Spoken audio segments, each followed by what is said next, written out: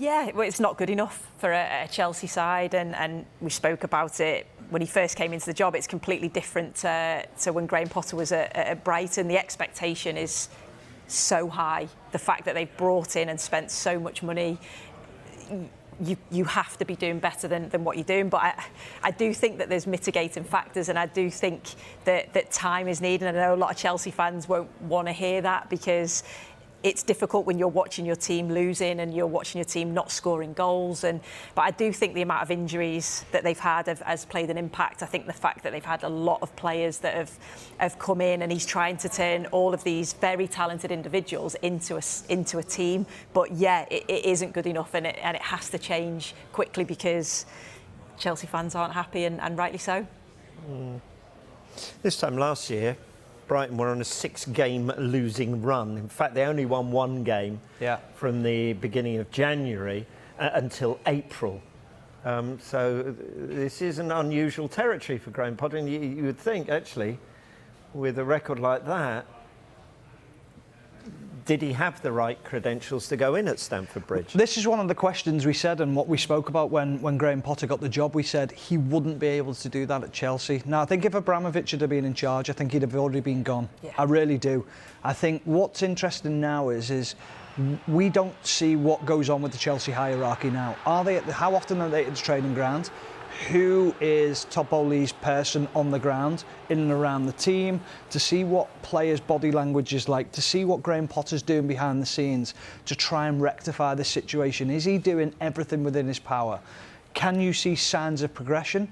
I think one of the issues that probably Chelsea fans have is are Topoli's men football people? Do they understand the game enough to see what Graham Potter's trying to improve? I think with Todd Bowley as well, when you look at his role within, I think it's the LA Rams, isn't it, is that he likes to keep a coach in charge for a long time. He likes that continuity within a group of people. However, results do dictate what's going on. Fans dictate what goes on as well. And when you start to get booed off at your home ground in the way that they were, it's not a great sign.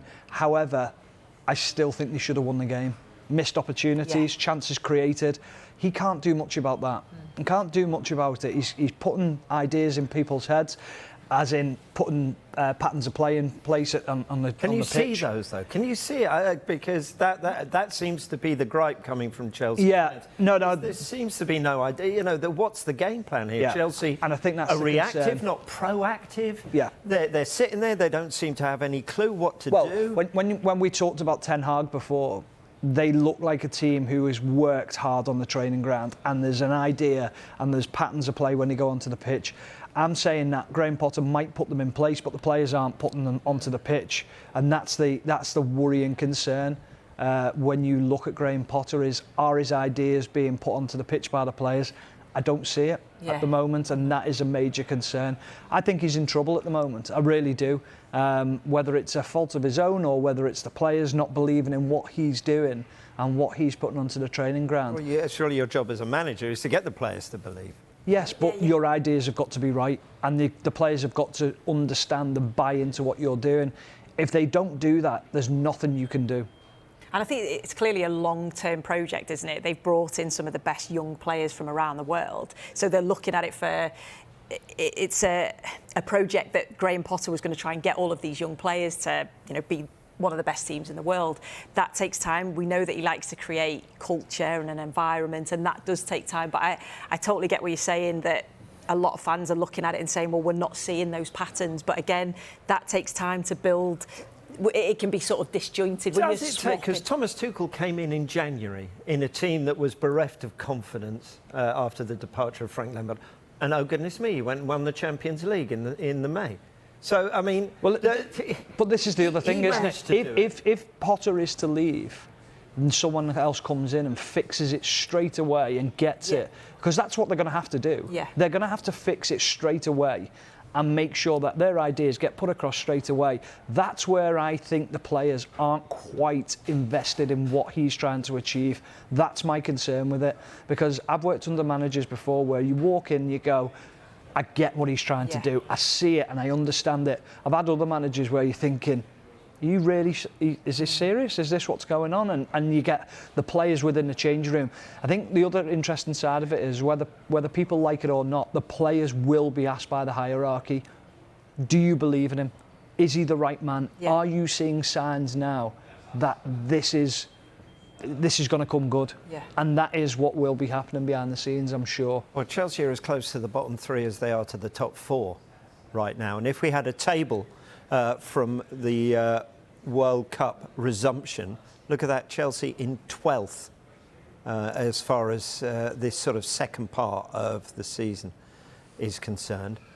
They're assembling a great squad for the Championship if they carry on this way, aren't they? Because their current form, you cannot, if you're Chelsea, lose to the bottom team in the Premier League 1-0 at home. No, I know. You cannot do that. You can't, and I think that, again, is probably why, we're discussing this again, because of you sort of see signs of improvement maybe in the Champions League. We saw signs of improvement where they played really well. The problem was the scoring. They did get beat, and it was the scoring of the goals. So it's the creating opportunities is brilliant, and we are seeing little glimpses of they played well, but they got beat. They didn't score the goals that they should have scored. They created opportunities, but I think once you then go and get beat at home to bottom of the league side that are really struggling, again, that just emphasises. I think that can happen. Makes more of it. It can happen. That can happen whether you're top of the league or not. But the worrying concern, Rob, is everything. It's the manner of it as well. Chelsea were reactive to what Southampton were doing rather than on the front foot proactive against the team bottom of the table. Yeah, that's the worry. Yeah, and that's the concern. It's not like you've dominated the game and there's been. It's not like a Manchester City against Nottingham Forest performance where you say, could have won the game, that many goals, and it was just one of those games that you just put to bed because the results or before that have been okay. Because the results haven't been okay, it gets magnified even more, and that's the issue. But that's the pressure you get when you go and become Chelsea manager, and that's part and parcel of it. Graham Potter's not daft. He knows he's under pressure, and he knows going into Chelsea that this will be his biggest challenge in football, and we all knew it. Because of the magnitude of the size of the club of Chelsea, the money that they've spent, it was always going to be a huge job. Will he be given time? Time will tell. The next game, if he is in charge in the next game, is huge for him, and he'll know that as well.